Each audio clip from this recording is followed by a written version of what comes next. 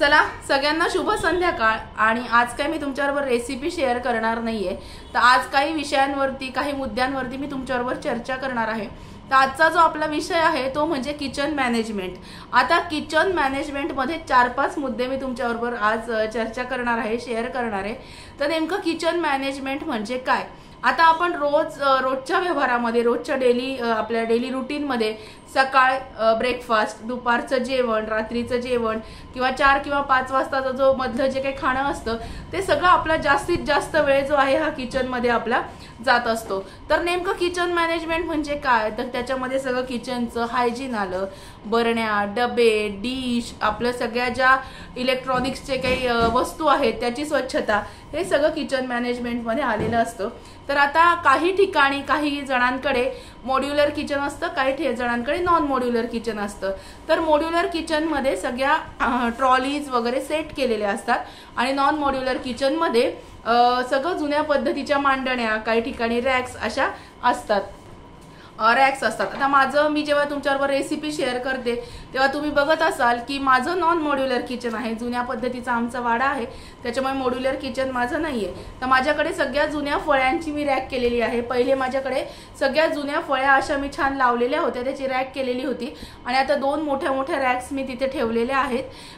तर जेणेकरून ज्यांच्याकडे मॉड्युलर किचन असतं त्यांच्याकडे ट्रॉलीज असतात, तर ह्या ज्या ट्रॉली असतात ह्या शनिवार किंवा रविवार एक वार आठवड्यातनं ठरवायचं आणि त्या सगळ्या ज्या ट्रॉली आहेत या साबणाच्या किंवा आपलं जे डिशवॉशचं लिक्विड असतं त्याच्या पाण्याने स्वच्छ पुसायच्या असतात। पूर्ण जर त्या बाहेर निघत असतील तर त्याच्या खालची जी फ्लोअर आहे ती सगळी स्वच्छ क्लीन करायची असते। नंतर किचन मध्ये पेस्ट कंट्रोल हा एक खूप महत्त्वाचा ऑप्शन आहे। तर पेस्ट कंट्रोल जर तुम्ही करत असाल तर 4 वर्षांनी किंवा 2 वर्षांनी तुमच्या पेस्ट कंट्रोलची जेवढी क्वालिटी आहे, काही 1 वर्ष टिकतं, काही 2 वर्ष टिकतं, काही 3 वर्ष टिकतं। आता माझ्याकडे जे पेस्ट कंट्रोल केलेलं होतं हे 5 वर्षासाठी होतं। 5 वर्षापूर्वी मी पेस्ट कंट्रोल केलं होतं, तर अजूनपर्यंत माझ्या घरामध्ये कुठल्याच प्रकारचे छोटे कीटक वगैरे दिसत नाही। तर पेस्ट कंट्रोल मध्ये सुद्धा एक हर्बल पेस्ट कंट्रोल हा एक आहे पर्याय, तो जरी केला तरी सुद्धा आपल्याला त्याचा वास असा डार्क जो येतो केमिकलचा तो येत नाही। आणि पूर्वी जसं होतं की भांडी घासावी लागतात, ती घासावी लागत नाही असं ते लोक सांगतात, पण आपण आपल्या सुरक्षिततेसाठी भांडी सगळी पेस्ट कंट्रोल केल्यानंतर घासून घ्यायला लागतात। आता जेव्हा माझ्याकडे पेस्ट कंट्रोल केलं होतं तेव्हा मी सगळी ओट्याखालची भांडी आपली जी असतात, डिश, ताटं, ही सगळी जण भांडी जी होती ना ही सगळी घासून घेतली होती, किचन सगळं स्वच्छ धुवून घेतलं होतं। तर पेस्ट कंट्रोल केल्यामुळे घरामध्ये पाल, झुरळ किंवा छोटे काही कीटक, मुंग्या असं काही जे आहे ते आपल्या ओट्यावरती किंवा किचनच्या भिंतींवरती दिसत नाही। तर किचनच्या ज्या भिंती असतात, आपण जेव्हा गॅस ओट्यावरती जेव्हा स्वयंपाक करत असतो तेव्हा फोडणी देत असतो, वेगवेगळे प्रकार रोज करत असतो, तर त्या फोडणीची जी वाफ आहे ती मागच्या भिंतीवर जाते। मॉड्युलर किचन मध्ये वरती चिमणी लावलेली असते त्याच्यामुळे त्याचा काही एवढं हे होत नाही, पण जिथे नॉन मॉड्युलर किचन आहेत त्याच्यामध्ये ती वाफ जाऊन जाऊन मागची जी भिंत आहे ती जरा त्याच्यावरती असं तेलकट दळ असं बसलं जातं। तर ते निदान एका आठवड्यातून मागची भिंत, आता जेव्हा आपण ओटा धुतो तेव्हा मागची टाईल्स ही स्वच्छ साबणाने रोजच धुत असतो, पण पूर्ण किचनच्या भिंती रोज धुणं आपल्याला शक्य नाहीये। तर या किचनच्या ज्या भिंती आहेत त्या निदान नाही तुम्हाला आठवड्यातनं जमलं तर निदान 15 दिवसातून एकदा तुम्हाला ज्यांच्याकडे खाली कार्पेट लावलेलं असतं त्यांना पाण्याने भिंती धुणं हे शक्य होत नाही, तर साबणाच्या पाण्याने स्वच्छ किंवा फिनेलच्या पाण्याने किंवा आपलं डिशवॉश बार असतो किंवा त्याचं लिक्विड असतं त्या पाण्याने जर सगळ्या त्या भिंती पुसल्या तर त्या स्वच्छ निघतात। तर ही काळजी घेणं गरजेचं आहे। अजून तुम्हाला सांगते की खाली जेव्हा फ्लोरिंगला काही वेळेस आपल्याकडनं काहीतरी सांडतं, तेल सांडतं किंवा काहीतरी सांडलं जातं, तर जेव्हा आपल्या फ्लोअरवरती तेल सांडतं, चुकून असं होतं काही वेळेस वाटी निसटते हातातून, काही वेळेस तेलाची बरणी निसटते, तर अशा वेळेस काय करायचं, त्या फ्लोअरवरती आपल्या गव्हाचं जे पीठ असतं जिथे तेल सांडलेलं आहे त्या याच्यावरती, कारण तेल सांडल्यानंतर जर तुम्ही ते धुतलं साबणाने तरी सुद्धा तिथला जो मेनसटपणा आहे तो जात नाही, बरोबर आहे की नाही, तर तो तसाच राहतो। तो न राहण्यासाठी त्याच्यावरती कणिक टाकायची, तुमचं जर तेल थोडंसं सांडलं असेल तर त्याच्यावर कणिक टाकायची, ती कणिक आहे गव्हाचं पीठ, ते पूर्ण त्या तेलाला पुसून घ्यायचं, म्हणजे खालचा जो मेंचटपणा आहे तो राहत नाही, ती कणिक तुम्ही फेकून द्या. म्हणजे थोडीशी कणिक लागते, ती तेलावरती अशी पसरवून ते तेल सगळं स्वच्छ हे करून घ्यायचं, काय म्हणतात त्याला, ते ॲब्झॉर्ब करून घेतं पीठ सगळं तेल. ते नंतर तुम्ही पीठ फेकून देऊ शकता. पिठाने जर तेल सगळं ते ॲब्झॉर्ब केलं तर खाली धुतल्यानंतर स्वच्छ होतं, तिथे मेंचटपणा राहत नाही. तर किचनमध्ये ह्या काही गोष्टी ज्या आहेत ह्या खूप म्हणजे खूप महत्त्वाच्या आहेत. ह्या गोष्टींमध्ये स्वच्छता ठेवणं हे खूप आवश्यक असतं. तसंच भांडी घासल्यानंतर, आता जेव्हा मावशी भांडे घासतात आणि पाटी तशीच आणून घरामध्ये ठेवतात, काही जण काय करतात, तशीच ओली भांडी रॅकमध्ये आपण पटापटा लावू शकतो. तर तसं करायचं नाही, कारण त्या भांड्यांना कितीही घासलं तरी एक थोडासा स्मेल येतो, ओलेपणा राहिला भांड्यांना की त्याचा एक विशिष्ट वास येतो. तर एक तर ती भांड्यांची पाटी तुमचं घरातलं आवरेपर्यंत तुम्ही कडक उन्हात ठेवा, म्हणजे ते भांडे एकदम छान वाळतात, पुसायची गरज पडत नाही. ऊन जसं जर अवेलेबल नसेल, तुमच्याकडे ऊन येत नसेल, तर काय करायचं, तर ती भांडी जी आहे ती कॉटनच्या कपड्यांनी स्वच्छ पुसायची आणि मगच त्याच्यामध्ये तुमच्या ट्रॉलीज आहेत किंवा रॅक आहे किंवा मांडणी आहे तिथे तुम्ही लावायची. ह्या काही ज्या गोष्टी आहेत ना बारीक सारीक, ह्या खूप महत्त्वाच्या आहेत किचनच्या. पूर्ण आपला जेव्हा वावर असतो तिथे, तेव्हा किचनमध्ये ओट्याजवळ जिथे आपण हे करतो, उभं राहतो, जेव्हा किचनमध्ये आपण स्वयंपाक करतो तेव्हा किचनच्या ओट्याखाली एखादं रनर किंवा डोअरमॅट तिथे टाकणं गरजेचं असतं. किचनच्या डोअरजवळ एक डोअरमॅट टाकणं गरजेचं असतं, जेणेकरून बाहेरून जर तुमची किचनमध्ये एंट्री असेल तर ते घाणेरडे पाय जे आपले असतात, त्या पायाला आपल्याला जी धूळ लागलेली असते किंवा मग ती घरामध्ये किचनमध्ये येत नाही, कचकच पायाला लागत नाही. म्हणून तुम्ही जिथे उभं राहून ओट्याजवळ काम करता त्या ओट्याजवळ खाली एक डोअरमॅट किंवा एखादे रनर्स मिळतात आता बघा बाजारामध्ये, ते रनर टाकणं अतिशय आवश्यक आहे. किचनमध्ये आपण जेव्हा काम करतो तेव्हा आपल्याला हात पुसण्यासाठी बरीच काही फडकी लागतात, तर त्याच्यासाठी कॉटनचे नॅपकिन्स, त्याचा स्टँड तुम्ही एकतर ओट्याच्या वरती, गॅसच्या वरती किंवा आपलं ॲक्वागार्ड असतं किंवा माठ ठेवलेला असतो त्याच्या बाजूला तुम्ही एक होल्डर असतं, नॅपकिन होल्डर, ते लावा. त्याच्यामध्ये तुमचे रोजचे हात पुसण्याचे नॅपकिन्स किंवा तिथे पडद्याची एखादी दारामध्ये जुन्या घरं जी असतात, म्हणजे माझ्याकडे आहे तर आमच्याकडे कसं आहे, दाराला एक दांडी आहे लावलेली, तिथे पूर्वी पडदा लागायचा, त्या दांडीवरती मी हात पुसायचे सगळे फडके ठेवत असते. असं नाही की त्याच्यासाठी आपल्याला अगदी बाजारातून नवीनच कॉटनचे कपडे आणायला लागतील. आपल्याकडे काही जुन्या बेडशीट्स असतात किंवा कॉटनचे शर्ट्स असतात, ते सुद्धा स्क्वेअरमध्ये आपण कट करून हात पुसण्यासाठी ती फडकी आपण छान ठेवू शकतो. ती कापडं सुद्धा एका दिवसाला सगळं काम झाल्यानंतर किचनच्या सिंकमध्येच साबणाने, भांड्याचा जो साबण असतो तो जरी थोडा लावला आणि किचनमध्ये एक बेसिनमध्येच ते फडकं छान ब्रशनी स्वच्छ केलं तरी सुद्धा ते होऊ शकतं. ते लगेच वाळत घालायचं, ऊन झालं, उन्हात वाळलं की ते घरात आणून ठेवायचं. असं लागणाऱ्या हे असतात किचनमध्ये जे आपल्याला फडकी लागतात हात पुसायला, त्याच्या घड्या छान करून ठेवायच्या. एक एक फडका आपण रोज धुवून वाळत घालायचं आणि मग नंतर ते आपण वापरू शकतो. तर त्याच्यासाठी असं नाही की वेगळं तुम्हाला बाजारात जाऊन नॅपकिन्स आणायलाच पाहिजे. आपल्याकडे बऱ्याच कॉटनच्या बेडशीट्स असतात, त्या बेडशीट्स तुम्ही छान अशा नॅपकिनच्या आकारामध्ये कट करून तुम्ही हात पुसायला करू शकता. नंतर किचनमध्ये लायटर, आपण गॅस लायटर आपल्याला लागतंच, तर ते लायटर सुद्धा आपण आता पोळ्या करतो, पटकन गॅस लावायचा लायटर घेऊन, भाजी झाली पटकन गॅस, प्रत्येक वापरामध्ये आपल्याला ते लायटर गॅसच्या इथे उपयोगाला येतं. तर ते लायटर सुद्धा आपले पिठाचे हात कधी लागतात, कधी भाजीचे हात लागतात, कधी ते मेंचट होतं, तर ते लायटर सुद्धा आठवड्यातून 2दा छान मस्तपैकी साबणाने घासत, त्याच्यामध्ये पाणी जाऊ द्यायचं नाही, असं उभं धरून, जेणेकरून लायटर जेव्हा आपण प्रेस करतो त्या डिरेक्शननी धरून ते लायटर स्वच्छ घासायचं, जेणेकरून लायटर घाणेरडं होत नाही, मेंचट होत नाही. घरातल्या सुऱ्या, विळ्या, नंतर विळीवरती आपण भाजी चिरतो, काही वेळेस काय होतं, घाईघाईमध्ये तशीच विळी ठेवून देतो. आता समजा उदाहरणार्थ आपण भेंडी चिरली तर आपण तशीच विळी ठेवून देतो, भेंडीचा जो चिकटपणा असतो तो विळीला तसाच राहतो. दुसऱ्या वेळेस जर तुम्ही कांदा चिरायला घेतला तर तुमचा कांदा सुद्धा चिकट होतो, त्याला अशी तार येते, कारण ते भेंडीचं सगळं तसंच असतं. तर विळी, सुऱ्या हे सगळं वेळच्यावेळी साबणाने स्वच्छ धुवून मगच जागच्या जागी ठेवलं तर परत वापरताना आपल्याला ते नक्की स्वच्छ आणि छान वाटतं. आता आपण दुसऱ्या पॉईंटकडे वळूया. आपला दुसरा पॉइंट आहे फ्रीज क्लिनिंग. आता फ्रीज क्लिनिंग मध्ये आपण सगळं काही उरलेलं, भाज्या उरल्या, भात उरला, कणिक उरली पोळ्या करताना, तर ते सगळं फ्रीजमध्ये ठेवत असतो. तर काही वेळेस काय होतं, आपण छोट्या छोट्या डब्यांमध्ये ह्या गोष्टी स्टोअर करून ठेवत असतो. तर बऱ्याच वेळेला आपल्या लक्षात येत नाही की आपण हे ठेवलेलं आहे. काय होतं, आपण जेव्हा फ्रीजचे जे आपले कंपार्टमेंट असतात, कप्पे असतात, पुढे भांडं ठेवतो, मागचा डबा तसाच मागे सरकला जातो आणि मग लक्षात येत नाही की मागच्या डबीमध्ये आपण 2 दिवसापूर्वी काय ठेवलेलं आहे. तर आठवड्यातून एखादा वार तुम्ही ठरवून घ्या, त्या दिवशी सगळं फ्रीज क्लीन करणं हे खूप आवश्यक आहे. फिफो मेथड तुम्ही हे करा, फॉलो करा. फिफो मेथड म्हणजे first in first out he method आहे. आपण पहिल्यांदी जे ठेवतो, आता बघा आपण गहू जर दळायला दिले तर पहिल्यांदी जो डब्यामध्ये जे गहू असतात, गव्हाचं पीठ असतं, ते आपण बाजूला काढतो आणि मग ते नवीन आणलेलं पीठ आधी डब्यात भरतो आणि पहिलं पीठ आपण आधी वापरतो. याला म्हणतात फिफो मेथड, म्हणजे फर्स्ट इन आणि फर्स्ट आउट ही मेथड आहे.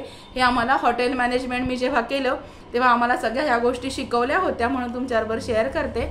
आणि फ्रीजमध्ये काय होतं, लसूण, कांदा जेव्हा उरतो तो उघडा ठेवायचा नाही, तो एअरटाईट डब्यामध्ये ठेवायचा, कारण ह्या गोष्टींचा वास उग्र असतो, तो सगळ्या वस्तूंना लागू शकतो.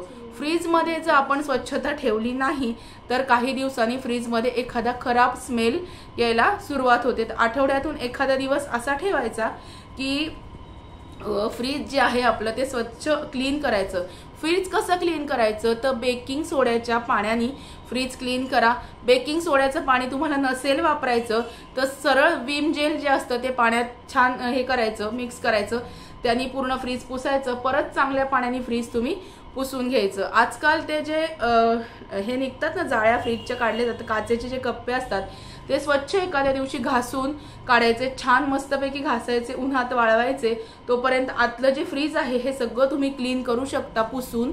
आणि जेव्हा तुम्ही फ्रीज क्लीन करता तेव्हा एक गोष्ट लक्षात ठेवायची, वरचं जे मेन स्विच आहे हे बंद करायचं, पिन काढायची आणि मगच पाण्याने फ्रीज स्वच्छ करायचं. कडधान्य वगैरे जे असतात बाहेरून आणलेली, म्हणजे रेडी कडधान्य नाही, जी कडधान्य असतात जी किराणा दुकानातून आपण आणतो, ती फ्रीजच्या वरच्या कप्प्या म्हणजे फ्रीजरमध्ये मी ठेवते, जेणेकरून ती खराब होत नाही. सॉस असतात वेगवेगळे, हे फ्रीजमध्ये ठेवायचे असतात. त्याची एक्सपायरी डेट, आपण फ्रीजमध्ये काय काय ठेवतो याची एक्सपायरी डेट पण आपण बघायला पाहिजे. काही गोष्टी फ्रीजमध्ये ठेवल्यानंतर एक्सपायरी होऊन जाते तरी सुद्धा काही लक्षात येत नाहीत गोष्टी. असं करू नका. ज्या गोष्टी एक्सपायर्ड झाल्या आहेत त्या पहिल्यांदा डिस्कार्ड करा, फेकून द्या आणि मग तुम्ही फ्रीज अशा पद्धतीने क्लीन करू शकता. उन्हाळ्यामध्ये काय होतं, फ्रीजचं कूलिंग आपण वाढवतो. फ्रीजचं कूलिंग वाढवल्यामुळे काही ज्या भाज्या असतात त्या खूप मॉइश्चर पकडतात, खराब होतात. बघा, भेंडी झाली, मिरची झाली, ओलसर लागतात आपल्याला. गवारीच्या शेंगा झाल्या, या ओलसर लागतात आणि मऊ पडतात. तर असं होऊ नये म्हणून फ्रीजचं जे टेम्परेचर आहे हे रेग्युलर ठेवा. जास्त कूलिंग केलं तरी पण भाज्या खराब होतात. वरती अन्नाला बर्फ, भात जरी उरलेला आपण फ्रीजमध्ये ठेवला आणि हाय कूलिंग जर फ्रीजचं केलं तर त्याच्यावरती बर्फाचा थर जमा होतो. तर असं करू नका. एक रेग्युलर टेम्परेचर जे आहे ते मेंटेन ठेवा फ्रीजचं. आता फ्रीजमध्ये घाणेरडा वास येऊ नये म्हणून काय करायचं, तर मी तर तुम्हाला सांगितलं हे सगळं क्लीन तर केलेलंच आहे आपण, तरी सुद्धा फ्रीज उघडल्याने कसा छान वास आलेला आपल्याला आवडतो. एखादा मोगऱ्याचा गजरा तुम्ही फ्रीजच्या दारामध्ये ठेवला तरी पण वास छान येतो. रोज गजरा कसा काय अवेलेबल होईल, तर रोज काही गजरा अवेलेबल होणार नाही. तर काय करायचं, एक वाटी घ्यायची, वाटीमध्ये व्हॅनिला इसेन्स मिळतो बाजारात, व्हॅनिला इसेन्सचा किंवा चॉकलेट इसेन्सचा कॉटनच्या बॉलवरती 4-5 थेंब टाकायचे. तो छान असा डीप करायचा इसेन्समध्ये, कॉटन बॉल, कापसाचा बोळा, आणि तो त्या वाटीमध्ये ठेवायचा. तो तुम्ही दारात ठेवा नाही तर फ्रीजमध्ये ठेवा. खूप छान असा चॉकलेट सारखा वास फ्रीजमध्ये येतो. नक्की करून बघा. कापसाचा जो बोळा असतो ना त्याच्यावर व्हॅनिला इसेन्स टाकायचा किंवा चॉकलेट इसेन्स टाका, पायनॅपल इसेन्स टाका, जो कोणी व्हॉट एव्हर इसेन्स तुमच्याकडे अवेलेबल असेल तो तुम्ही टाकून तो कापसाचा जो बोळा वाटीमध्ये घालून ती वाटी दारामध्ये जर अशी कप्प्यामध्ये कुठेतरी कोपऱ्यात ठेवली तर फ्रीज उघडलं तर तुम्हाला खूप छान असा वास त्याचा येऊ शकतो. रेग्युलर फ्रीज असेल तर ते डिफ्रॉस्ट करायचं 8 दिवसांनी, म्हणजे त्याच्यामध्ये बर्फ साठत नाही, ही काळजी घ्या. आता किचनमध्ये आपल्याला रोज घरामध्ये सगळेजण असल्यानंतर रोजच्या वेगवेगळ्या फरमाईश असतात. मुलांची फरमाईश वेगळी, रोज वेगवेगळं काय काय करायला लागतं. आता तर सुट्ट्या आहेत तर मुलांच्या वेगळ्या काही अपेक्षा असतात, त्यांना रोज वेगवेगळं काही काही खायला लागत असतं, नवऱ्याच्या अपेक्षा वेगळ्या, इतर बाहेर सगळ्या इतर घरातल्यांच्या अपेक्षा वेगळ्या असतात. रोज काय करणार, तर अशा वेळेस काय करायचं, मेनू चार्ट बनवून ठेवायचा. वेगवेगळ्या भाज्यांचं मेनू चार्ट सोमवार ते रविवारपर्यंत मेनू चार्ट असं बनवून ठेवायचा. म्हणजे कुठली भाजी कधी करायची हे सगळं तुम्ही तुमच्या आवडीप्रमाणे त्याच्यामध्ये मेन्शन करू शकता. सोमवार मंगळवार तुम्ही रेग्युलर भाज्या केल्या म्हणजे भेंडी, गवार, सिमला आपल्या ज्या रेग्युलर भाज्या असतात त्या. नंतर बुधवार गुरुवार तुम्ही कडधान्य ठेवू शकता. शुक्रवारी तुम्ही पालेभाज्या ठेवू शकता. शनिवार रविवार तुम्हाला जे आवडेल ते तुम्ही स्नॅक्स म्हणा, पावभाजी म्हणा, इडली सांबार म्हणा, पाव मिसळ म्हणा, तुम्हाला जे काही आवडेल ते तुम्ही ठेवू शकता. असा मेनू चार्ट जर तुम्ही तुमच्या फ्रीजला किंवा किचनमध्ये जर एखादी छोटीशी अशी जागा अवेलेबल असेल तिथे जर हा मेन्यू चार्ट लावून ठेवला तर नक्कीच आपल्या रोजचं हेल्दी जेवण आपण बनवू शकतो. आणि रोज काय करायचं हा विषय म्हणजे जरा थोडासा त्याला आराम मिळतो. पटकन तिथे पाहिलं की आपण करू शकतो. तुम्ही म्हणाल हे कसं शक्य आहे, हे शक्य आहे, नक्की करून बघा. मी पण हा ट्राय केलेला आहे.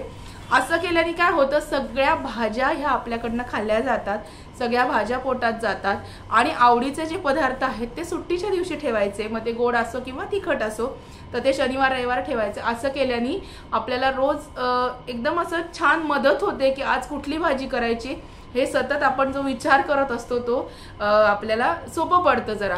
नंतर सकाळी काय त्या मेन्यू चार्टमध्ये सकाळचा ऑप्शन नाश्त्याचा, जेवणाचा ऑप्शन्स आणि रात्रीचा ऑप्शन हे 3 असे पार्ट करायचे.